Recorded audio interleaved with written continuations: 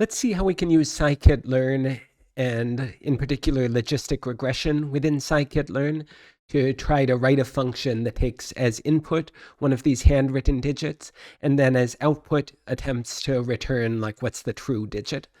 So it's going to look very similar to what we saw in class for linear regression. So I'm going to say from sklearn.linearModel import logistic regression. Okay, and then I'm going to create a logistic regression object. I'm going to call it CLF for classifier. And I just put logistic regression and then these empty parentheses. Okay, if I wanted, I could put some customizations in here. I'm just going to go with whatever the defaults are. Okay, great. And I still have my xtrain and xtest from up here, and ytrain and ytest. So I'm going to use some of those to try to train this classifier. So I'm going to say clf.fit. And then I want to use the training data. So I want to use xtrain and ytrain.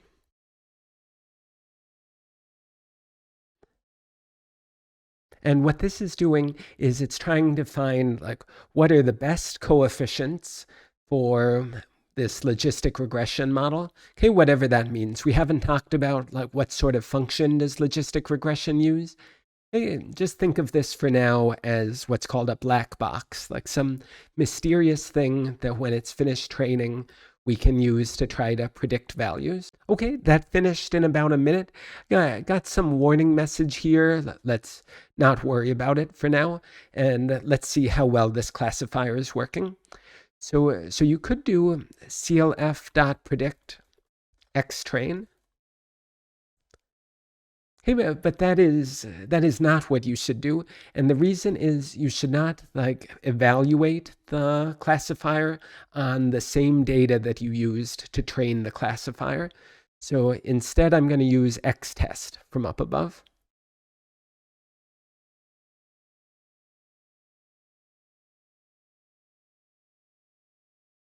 And I already know what the true answers are from ytest. And so look, that's looking pretty good. And even this one where it's wrong, you can sort of imagine how a 3 might look like an 8. Okay, so that's already looking pretty good. So how can we count how often these are equal? And if you just did something totally naive, you would expect to get about 10% correct. Okay, since there are 10 total digits. So that's like a very coarse lower bound for what we should expect. So let's check. So let's say this equals ytest. So this is going to make a Boolean array of trues and falses. Okay, and like what we saw up above, yes, 7, no, it was supposed to be 8. True, true, false. Okay, great. And if we want to know what was our accuracy rate?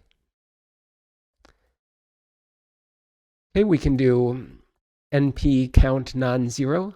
Okay, back from the beginning of Math 10. Okay, and then we can say divide by, and then let's just do length of either of these, doesn't matter.